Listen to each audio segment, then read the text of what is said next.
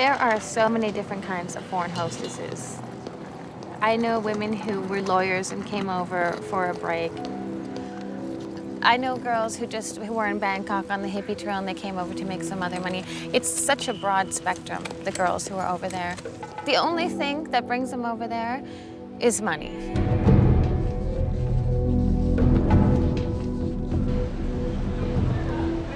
The only reason I came to hostess in Japan was to pay off my debts, my student loan and credit card debts. And I mean, I could have done it in Canada, but probably would have taken me, over a year working maybe 2 jobs.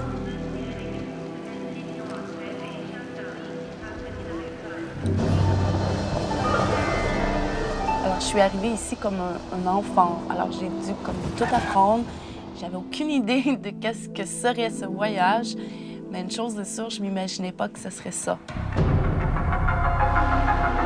I was really naive and didn't really realize that hostessing was something that was going to affect the rest of my life. I just thought it was great. I couldn't believe that they were paying me to drink and party and just sit around and talk to people. I thought it was just fabulous.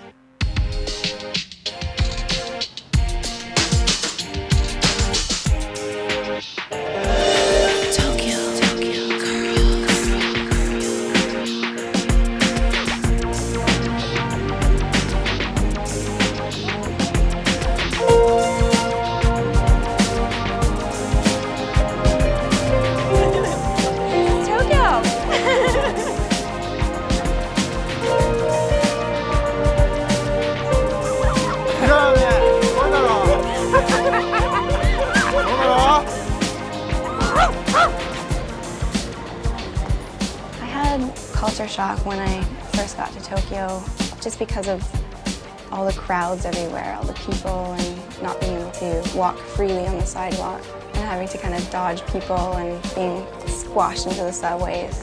Basically, the only time you're by yourself is in the bathroom.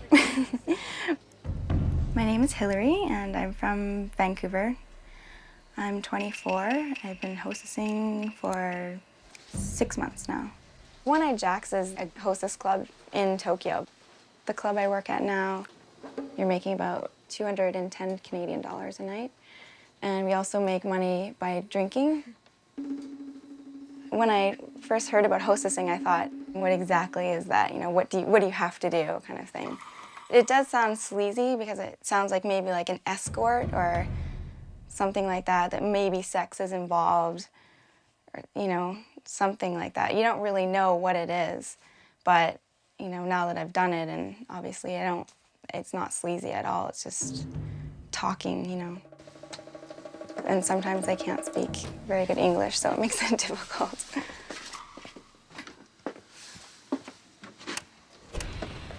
Well, it's not normal. I mean, certain men, they're paying to talk to you. And so it's just strange that if you don't like them, you can't just get up and walk away. You have to pretend that their conversation is interesting to you.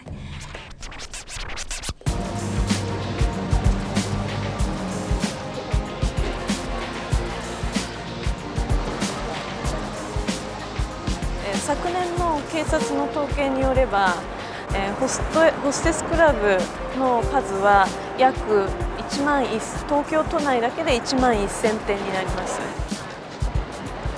もしかすると女性の経済的な地位が上がれば、ホステスをする人は少なくなるかもしれません。Years ago, there's mostly a lot of Asian girls who comes to Japan. I think one reason is like it's near, Japan is near to these other Asian countries. And now a lot of foreigners started to come over, like Americans, Europeans, Canadians, and Russian too. Of course, we hire mostly blonde girls. It was a prestige thing. If a Japanese man had a Western woman, especially a good-looking, tall, blonde one, they were seen by their peers as possessing something that other people may not be able to have, something different. When I first started hostessing in about 91, There was a lot of money to be made, and there weren't a lot of foreign girls there. So clubs hired easily girls like me and paid well. I could make $1,000 in a night. I was being paid an hourly wage, and then I was getting tips from the customers, and I was getting bonuses for drinks sold. The customers were interested in talking to foreigners. Otherwise, they would have gone to a million other clubs with just Japanese women. I think I learned early on that if the customer believed that I was interested in him, or if he believed, that he might get somewhere with me, I got tips more, and I would make more money. Right away, I sort of figured out that this was the game I was going to play, and because that's why I was there to make money. But I think for the most part, it was really hard. Coming from the West, we don't cater to our men like that anymore. It just doesn't happen. So being thrown into this situation where I was suddenly expected to peel grapes and light cigarettes was completely different. I think that the hostess industry itself came from an offshoot of the geisha world. When the customers, they wanted something new, and the hostesses gave them a cheaper version, the economy geisha, so to speak. It provided similar companionship without all the frills, and along with that came a cheaper bill at the end of the night.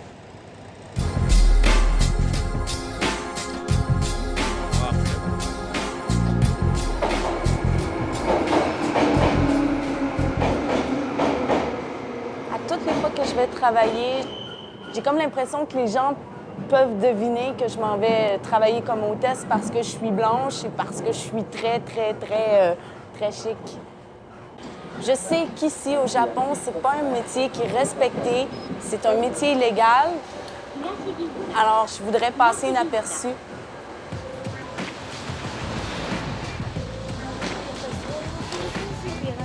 Well, hostessing is illegal, I guess. You're not supposed to work in Japan where there's alcohol.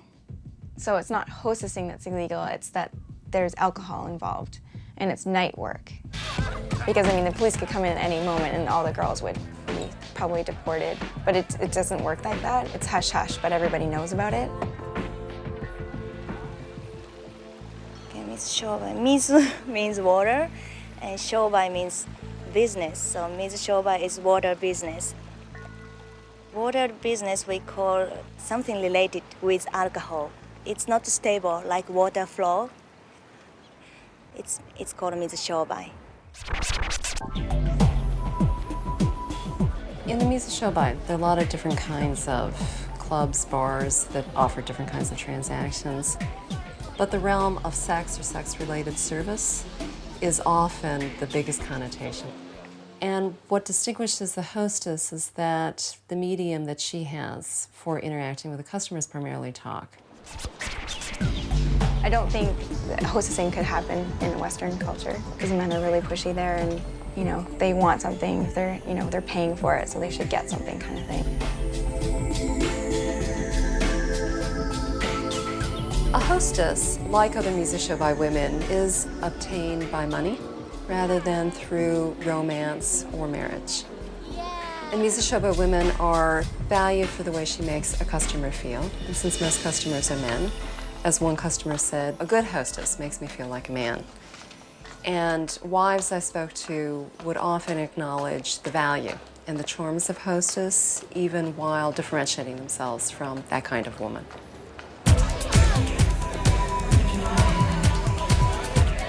Well, at first, I was kind of shy. I was like, oh, these girls are on stage and, they don't have tops on, and what are they going to think about us? But everybody really separates it, like it's a show time.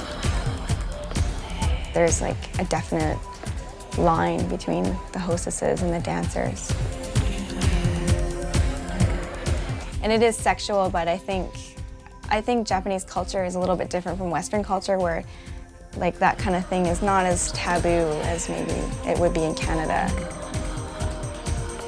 Working in Japan, working in that era and in the hostess clubs, we had a lot of very powerful men come through, whether it be businessmen or politicians or mafia. You walk into this life that's dominated by men.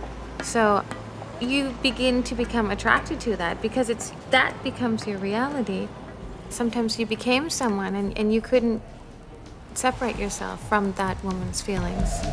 The customer-hostess relationship was one based on falseness. There was nothing of an emotional bond. It was all fiscal. It was all monetary. The money that you'd see pulled from pockets would be $20,000, $30,000, $40,000, and that was what they would spend in one night. I had a lot of problems with doing that and with trying to understand that it was acceptable.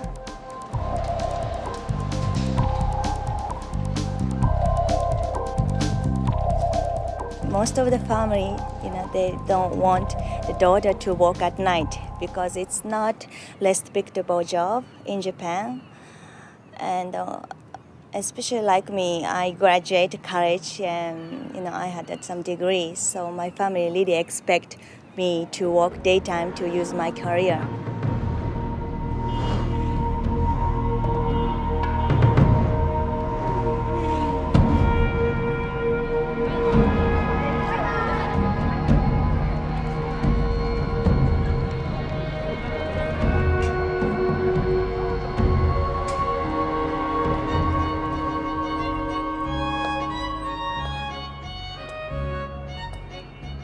Je m'appelle Nancy Caroline Perron et j'ai 27 ans.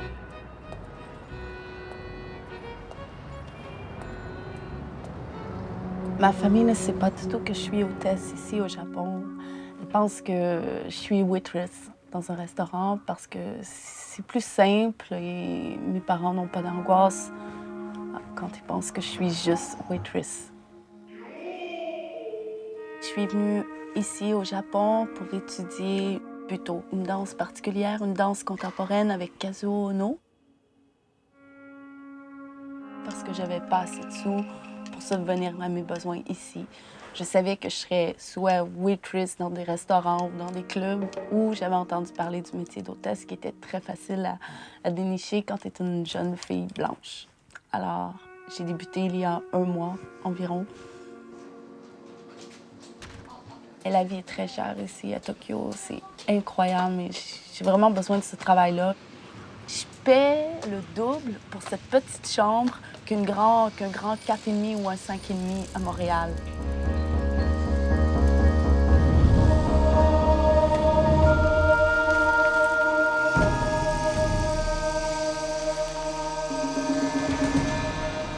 Pour moi, c'est un gros changement de rythme parce que je suis une fille de jour. Je me lève à 6 heures le matin au Canada.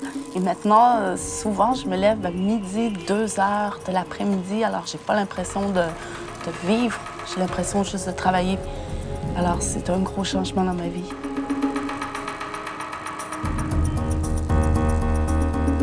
Moi, je voyage en vélo constamment. Je préfère le vélo. C'est mieux ici à Tokyo parce que le subway, il y a trop de monde et je viens folle. J'arrête à Gotanda, je me maquille dans un restaurant et après ça, je suis prête à aller travailler à Ginza.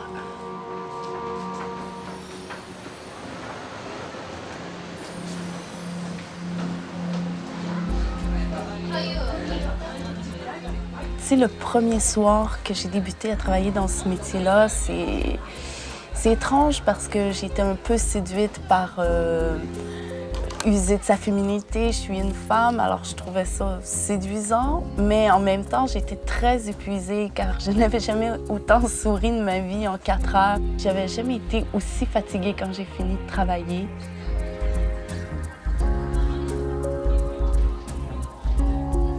Je crois que je suis assez en demande à mon bar où est-ce que je travaille parce que j'ai la particularité de parler français et anglais. Et souvent, les hommes d'affaires ont des rendez-vous en France et ils aiment bien dire « bonjour, comment ça va » en français. Mais les heures sont longues. Dans la simplicité, parfois, c'est long.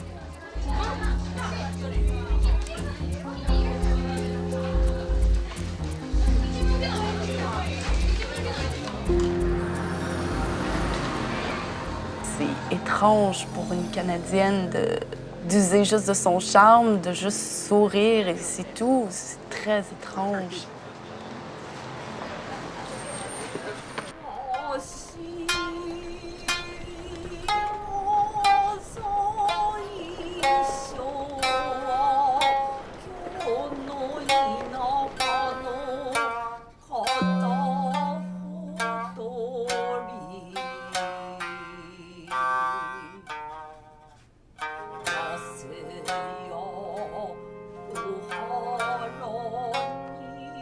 The history of hostess clubs, as far as I understand it, is they really sprang up after the war when Japan went through its first burst of economic prosperity, which was in the end of the 60s. And a lot of people will say that hostess clubs are actually coming on the heels of a longer tradition of geisha culture. Although geishas are quite different from hostesses. But the notion of having a place and a type of woman who will entertain men outside of the home and not really be a port or an impingement to marriage is something that goes way back to at least the Edo period, 1603 to 1868.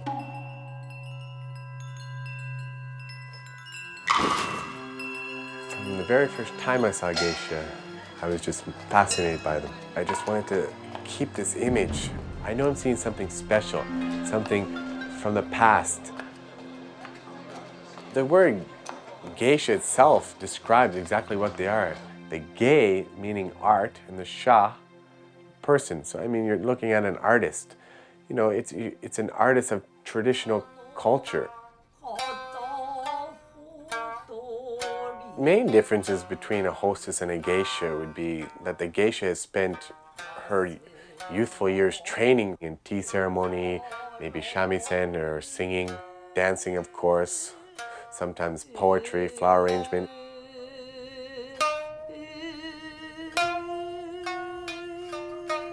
Hostesses, on the other hand, are usually hired on the spot for their looks, their height, and probably even their bust size. The price of a night out with a couple geisha drinking probably anywhere from $700 to $800 Canadian.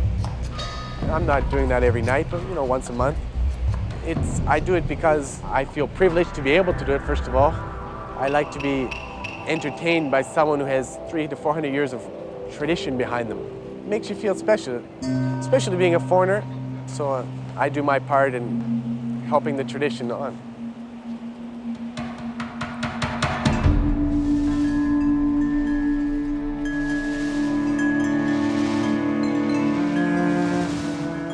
In Japan, when we do business, relationship is very important.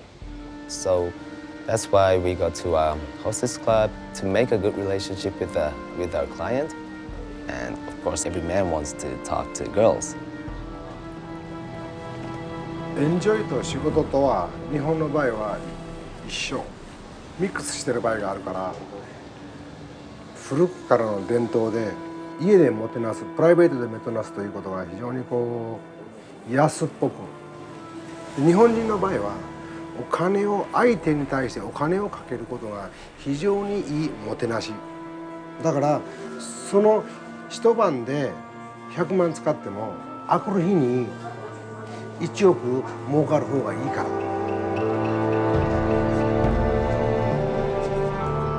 It's very difficult to ask my clients' honest opinion in the daytime. We eat dinner together and talk about business. It's really serious meeting, but we drink alcohol.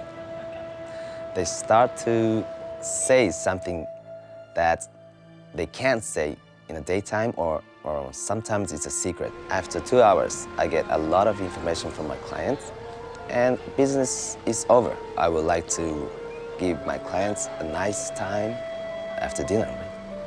A hostess facilitates business transactions in a lot of different ways. She's the one who ensures that the evening out is going to be fun, memorable, and achieve its goals, which usually are to make sure a business deal comes through.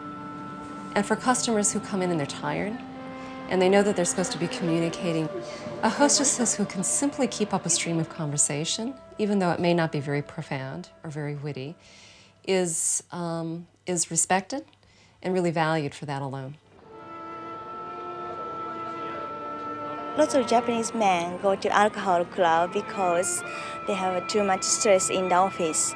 You know, they have to work very hard like machine, and even go home. You know, it's small room and small apartment, and wife always expects something to him, and kids want to play with him, and too much stress in Japan, especially for the men, and they cannot get long holiday. So you know, even a couple of hours a day, they can forget about business and family, talk with hostess, you know, having good time, and they come to the club, and I think wife also know about it. やっぱり嫌味の一つも言うかもしれないです。はい。ある程度は仕方がないんじゃないかと思いますね。今の日本の社会としてはそう思います。そうです。はい。やめて、例えば何か買ってもらうとか、そういう交換条件で許します。わかりました。ありがとうございました。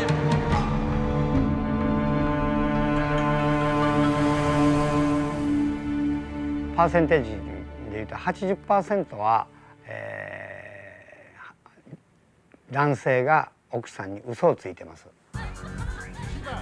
日本人っていうのは心の快感も欲しい。心が入ってセックスをしたい。コールガールはね、コールガールは確かにセックスができます。それは心が入ってない。で、お金のあるリッチメンはそれはもう嫌だと。自分の好きなタイプ、自分が心で好きだと思った人にお金を出してたくさん使ってですね、それから自分のものにセックスをするという、それがホステスです。コールガールとの違いはそこだと思いますね。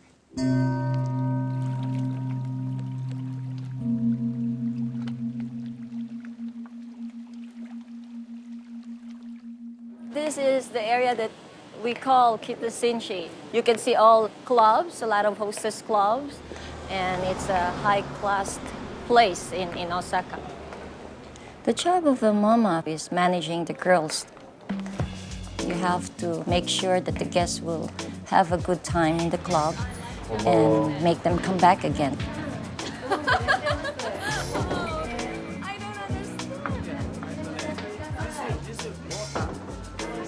The role of a mama is a sort of a matchmaker where I figure out which girl is supposed to sit down with that client. Whiskey? Yeah. Thank you. Where I'm from? Me, I'm from Canada, Montreal. A hostessing job is a difficult job. It's adjusting to different kinds of character. Some guests are very nice, some guests are very rude, some guests are so serious or intelligent, and you have to make a good conversation. What is your favorite types of men? Maybe the Japanese man? Yeah. Puis souvent, ils vont me dire, OK, bon, ça suffit, parle plus, là, on veut apprendre l'anglais, on veut pas savoir ta vie. Et puis, je sais jamais sur quel plan jouer. Est-ce que je dois être intelligente, beaucoup de conversation ou simplement sourire? Qu'est-ce qu'ils veulent? La mentalité, elle est très différente. Et je crois qu'ils veulent juste que je souris. Sometimes you can have really good conversations, and again, you're talking to people that you probably wouldn't talk to normally, so you get different perspectives about everything. What it's like to be a salaryman and just what it's like to live in Japan or be Japanese. What is your job? What do you do? It can be really interesting, but sometimes it can be really, really boring. I don't think I could have done it without drinking. Drinking really loosened everybody up. Where are you from? By the end of the night, everyone, you know, if they weren't having a good time in the beginning, they started having a good time because they were all getting drunk. I would get a commission on number of drinks that I could drink and get the customer to drink. So really, you know, you sit down for 4 straight hours and you drink as much as you can. The secret in the club between the girls was to do speed in the washroom, in between drinks. And that would allow you to drink more. So the more you drank, the more you got paid, the more speed you did. And it was the beginning of a big, long road of heartache with alcohol and drugs.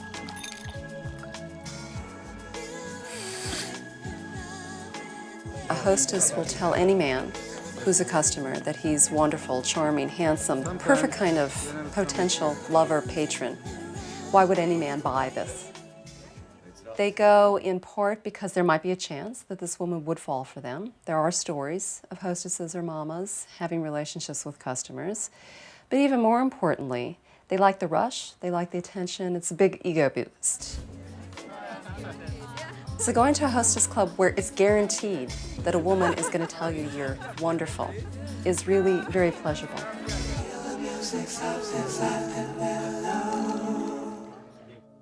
Yeah, Western hostesses are like, I'm doing it for business. They are very straight. So maybe I would prefer to go to a Japanese hostess club. I mean, they know they're paying, but they think that it's a regular club and that you're actually, you know, maybe their girlfriend or something like that. Have you had a Japanese boyfriend? Have I? No. Just Well, I tell them, like, no, you know, this is my job and this is what I do. What you should do is kind of play along with that fantasy world with them, because obviously they don't want to be told that it's your job. How about you? Japanese boyfriend? Yeah, some. Yes, of course. I never became a super hostess. I wasn't able to cater and let go of that side of myself and become this man's fantasy. I know she has a boyfriend, so different age, you know, and different tour. I want like a private, you know, relationship, you know. But so she's not so long stay, you know, only short time stay and then going back. A lot of hostesses were attracted to Nico. Both what he looked like, I think, and the money that he had. I love the music. Yeah, he told me all the time that he was in love with me, you know, over whiskey or over, you know, some, I don't know, he'd have some other girl beside him and she'd go to the bathroom and he'd say, but I love you, you know, I love you, you're the one I love.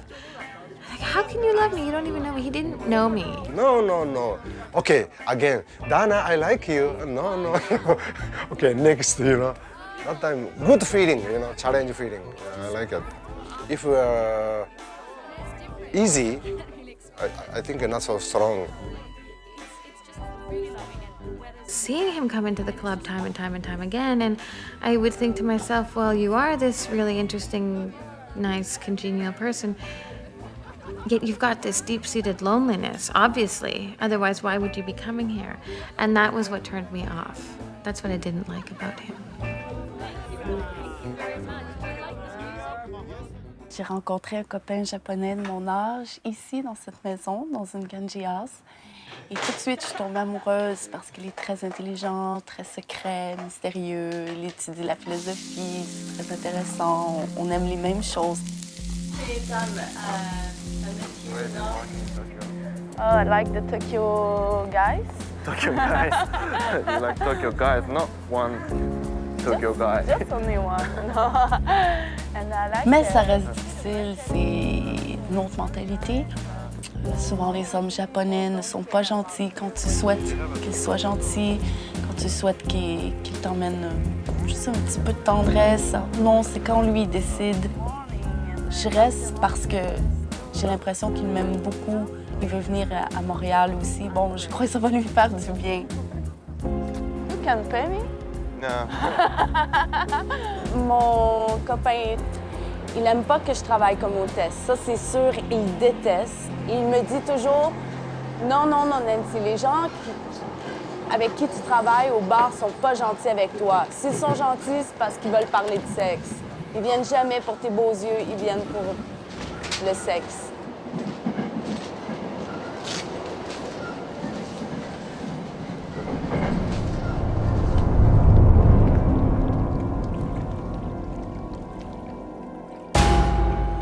Yakuza is a Japanese word for mafia, organized crime.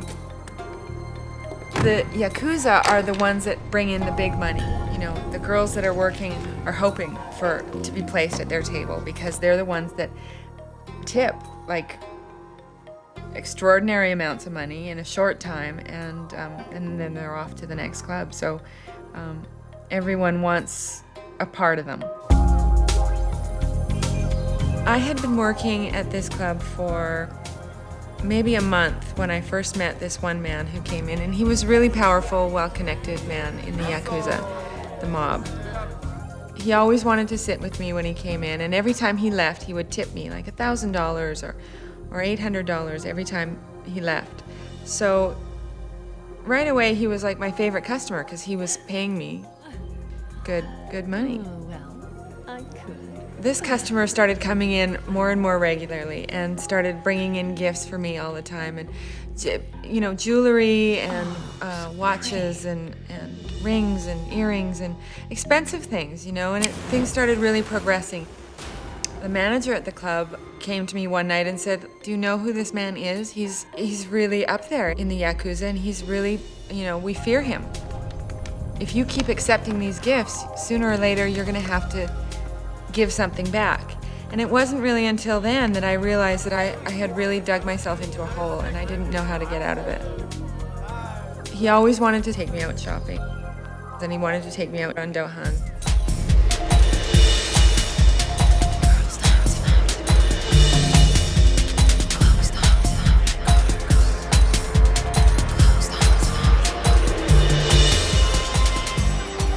A Dohan is a dinner date with one of your customers. So they were wonderful, usually, because they would take you to these beautiful, lavish, expensive restaurants that you would never in your lifetime afford to go to. So you'd go for dinner, have a beautiful meal, and then take that customer into your club.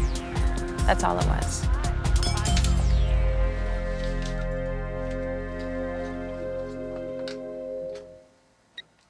I never do the Dohans because that's totally business. So I hate Dohans. Dohan, if you do Dohan, they get a lot of money from the club. So I never do that because this girl think I'm a you know, really customer, right? Not friend. Hi, Hitoshi. It's Hillary calling. Genki? Oh, good. Well, I was just wondering if you wanted to go for dinner maybe tomorrow night? My club, One Eye Jacks, you have to do 3 Dohans a month. And you get about 2,500 yen to go on a Dohan, which is about $32 Canadian, maybe? You're bringing business into the club. Okay, so we'll meet at Almond in Roppongi at the corner. Almondo. Okay, see you tomorrow. One day, I have so many Dohan. Telephone, Nico, please come in tonight, Dohan. Okay. Okay, Nanji, what time, where? Okay. After a few minutes, call, Nico, please, many appointments, I can't. You know, and then I'm call again, hostess. So, and then 3 girl, 4 girl, invite same restaurant. And then together dinner, you know, and then all girl different club. So okay, I go one, and then 15 minutes, and then next girl Dohan, and then Dohan and Dohan like that. If I was ever on a Dohan, it didn't bother me at all that other people, Japanese people saw me, because it was just, it's a part of the culture. They're on Dohans all the time, especially in that area, the entertainment area. If it's, you know, between 7 and 8 o'clock, everybody there is on a Dohan, basically. But it bothered me when foreigners saw me. I know I thought that at times, too, when I saw a girl, tall, Western girl with a short little Japanese man. I thought, oh. So, hence, I made sure if I went on a dinner date with a customer, he was never ugly. He was always reasonably attractive. You gonna come back to the club with me? Because there's a new dance show. You should see it. It's really good. Yeah. That's nice. I like this girl. That's why I invite. That's why I not cancel. But I know this girl only business, no? Together going to club. Of course, good commission, you know, I know.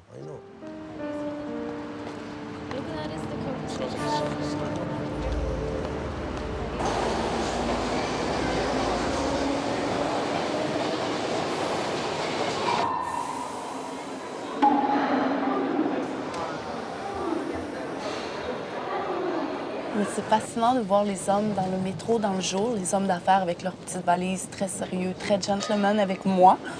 Et quand j'arrive au bar, alors je verse 2-3 verres de whisky et puis là, ça commence à se transformer et ça devient des machos. Ils oublient leur gentillesse et ils vont direct au but, ils vont te toucher. Mais je dois toujours imposer que je suis pas une prostituée. Le whisky amène les hommes à se transformer. Et ça, je crois que c'est pas juste au Japon.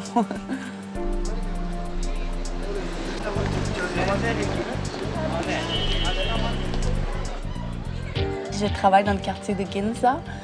Je travaille avec une clientèle exclusive avec beaucoup d'argent.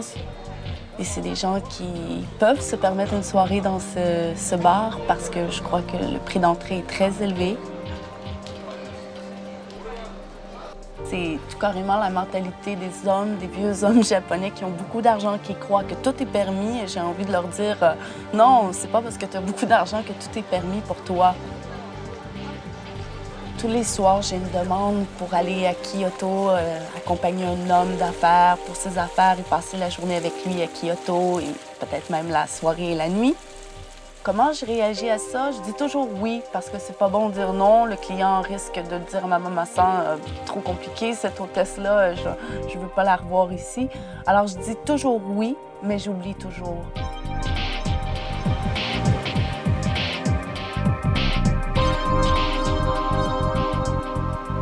The yeses mean no, the no means go to hell sometimes. It's confusing, but I guess that's part of the fun of the world. Nothing's really straightforward, except when you get the bill at the end of the month.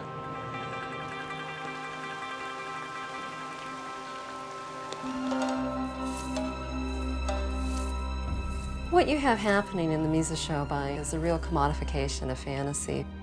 Fantasies are being produced and created to draw in men to come again and pay their money to have this fantasy acted out.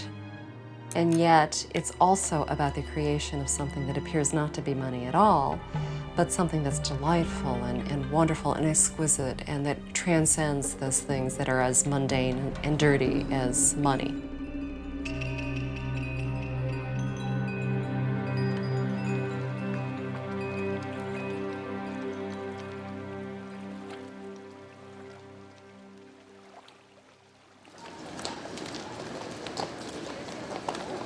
I mean, tonight when I was walking through the hostess district, I saw a bar.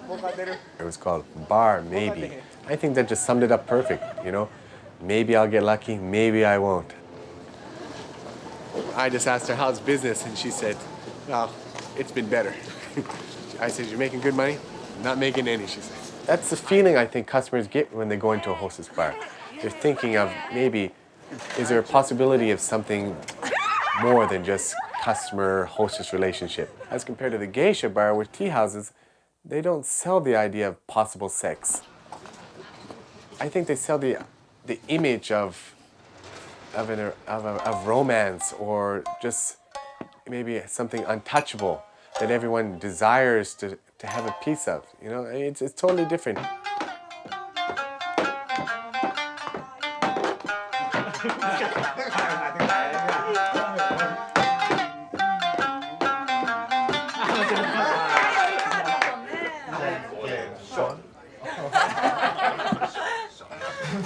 One more.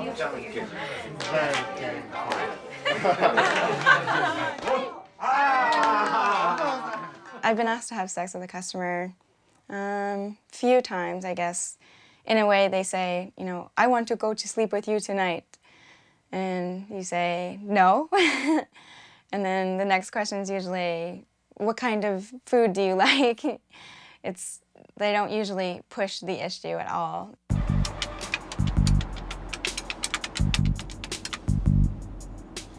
I've seen tons falling asleep. Moshi moshi. Who is this? Hiro. Oh, hi, how are you? Yeah, I remember you. Okay. Bye-bye. Customer, I don't remember, but that's okay. I'll remember when I see the face, hopefully. So years and years later, I was living in Vancouver. Nico called me up one day, out of the blue, and said, look, I just love you so much. And we'd never had any kind of relationship at all. I've just grant me the opportunity to talk to you. I just want to meet you somewhere and talk to you. Anywhere in the world. So I thought, well, I've never been to Bali. He arrived the next day. He walked in the door, and he had this beautiful bracelet for me. And I thought right away, he's already giving me gifts. He's gonna want something. And I said, before he even said hello, I said, look, I can't stay. I've only got 3 days before I go home. No, Nico, listen. I don't have time. I not stay 2 weeks. Maybe couple of days I go home. Why? You and me promised 2 weeks stay here, this hotel. No, I don't have time. Why? And then little bit bad feeling, you know. He said, look, just marry me for 1 year. Just try it. Try it for 1 year. And if at the end of 1 year you're miserable and you don't want to be with me anymore, I'll give you $1 million. And that's it. You can just go on your way and lead your life. But I try. If she look to me, I give $1 million. But she chose only boyfriend, not money. He didn't know how else to beg and plead with me. It was the Japanese society, it was all about money. So for him, it was natural that a girl would say, oh, okay, if you're gonna pay me, I'll do it. So I flew home, and that was it. We had no contact for years and years and years to come.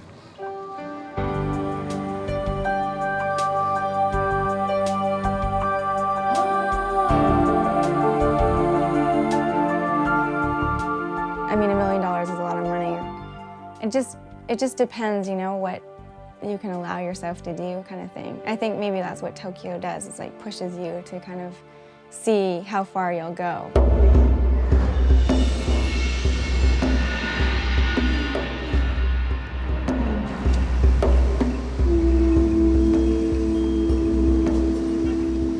This Yakuza man, he had asked me to go to a hotel with him many times, and I had always said no. But I had to either put out or run away, basically hide from him.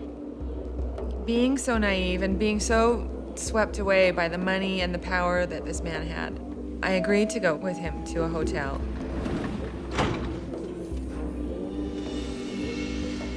He took me to a really fancy hotel in the city, and it was a huge suite, and it was decked out with flowers and fruit trays, and I was really afraid and nervous. I didn't know what was to be expected of me. I didn't know what was going to happen. A few minutes later, he came out of the bathroom, and I looked at him again, and all of a sudden, this fear went through me. He was covered from neck to ankle to wrist in tattoos. And I remember looking at his chest. He had a round tattoo on his chest of a geisha with a dagger going through the back of her head and out her eye, and blood. And I remember that image really scared me, and I was really, you know, thinking, what am I doing here? Who is this man, and how do I get out of here? But by then, of course, it was pretty much too late.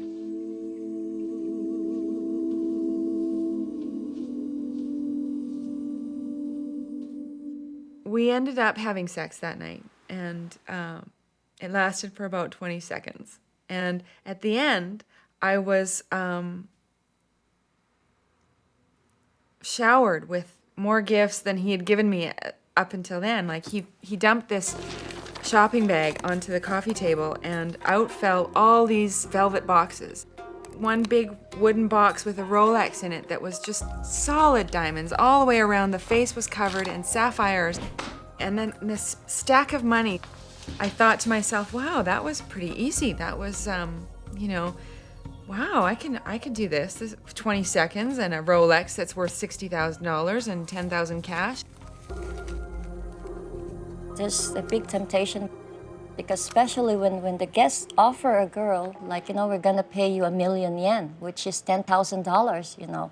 So for one night stand, I think the girls would do it. And we wouldn't know, you know, because we don't go home with these girls, we don't check their house, whatever. So, you know, but of course sometimes the Japanese or the guests, they just love to speak. They say sometimes when they're drunk, that's the only time when we find about that. And once we learn about that, that's the time we fire the girls. Rich guy do anything to get a girl. Maybe buy cars, take them to overseas trip, rent a house for her. Yes, that's normal if you have a lot of money.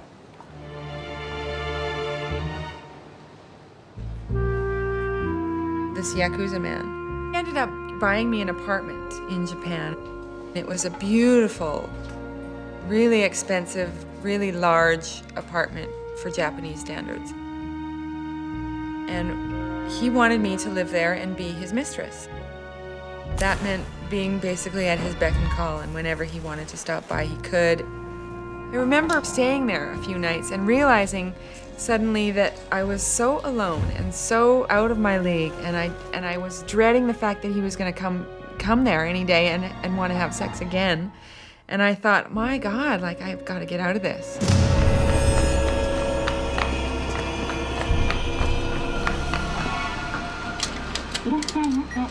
I remember taking money out of an account that he had set up for me and packing up whatever I could.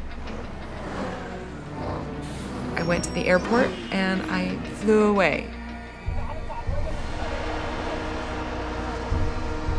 I was afraid that he was going to follow me, and I was afraid, thinking that he might be after me, and just really scared. I lived on a little tiny island in Thailand for probably 2 months, just sort of shivering on my big pile of money, thinking like, oh my God, this is nuts. That I had slept with someone for money, and that's what it boiled down to, and that's what was so disturbing to me, and still is.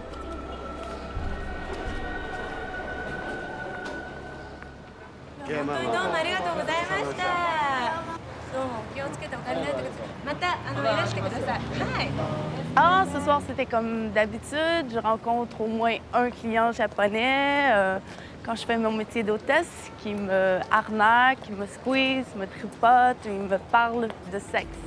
C'est pas nouveau.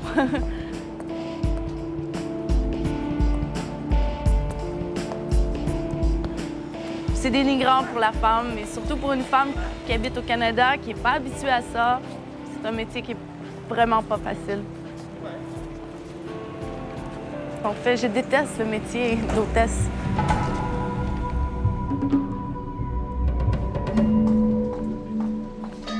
I think the geisha world is disappearing.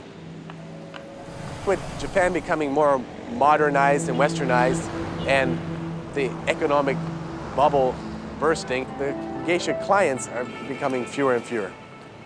Not to mention the up-and-coming generation has very little, if not zero, interest in the world itself.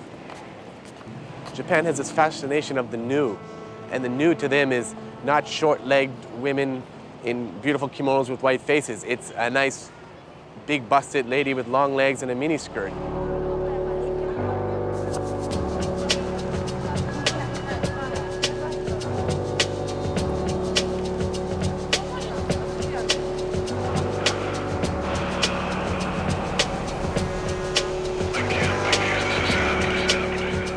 So I kept going back to Japan because of the allure and the seductiveness of such an international cosmopolitan lifestyle. And then the last time I went back, I was 26 years old, and that's why I only lasted a few weeks. I remember thinking, oh, you're a hostess at 26 years old. What a loser you must be.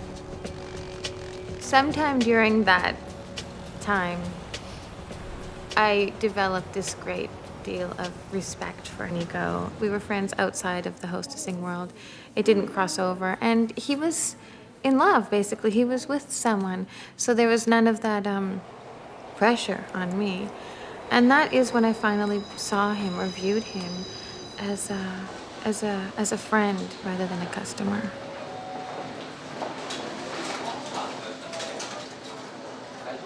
Yeah, a little bit looked Dana, you know, and then slowly again. Yeah.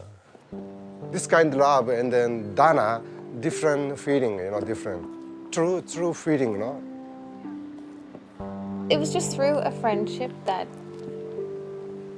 love comes from that. I mean, it doesn't always turn into romantic love, but I think in most cases, if you have two people who, you know, who really care for each other, you begin to love that person. So we got married in June 1995. Maya was born in September 1997. She's 2. And yeah, we're very happily married, aren't we? Yeah. And it's great. We have this beautiful little girl who's just, we're so in love with her. Nah, aren't we? And yeah, I mean, financially, things are a lot different than they were when we got married, and I'm working almost full time. Nice dress. Nice dress. Thank you. Now no money, you know, lost, gone. That's why Japanese economy and many big company bankrupt. No money. It's okay. We went through a difficult time. We're still in that time, but I look at it as I'm so happy that this has happened, because for me, there's no doubt in my mind that I want to be with him. But if he hadn't lost his money, and if it hadn't forced me to have to work and for a few months even support the family, I may have always been asking myself, did I do it for the money or not? And now I know with all certainty that that was not the case.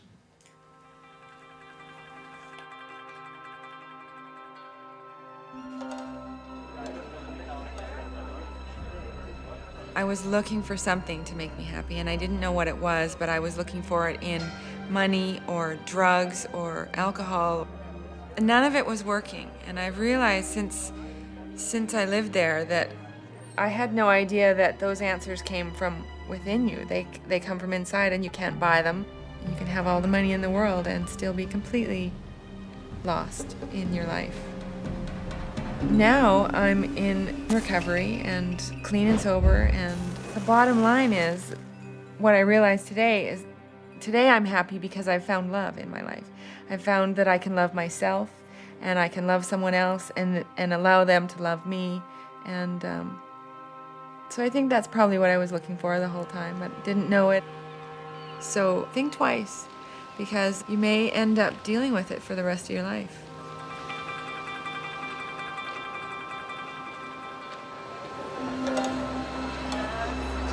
Eye on the Village from Tokyo Walker Deshita.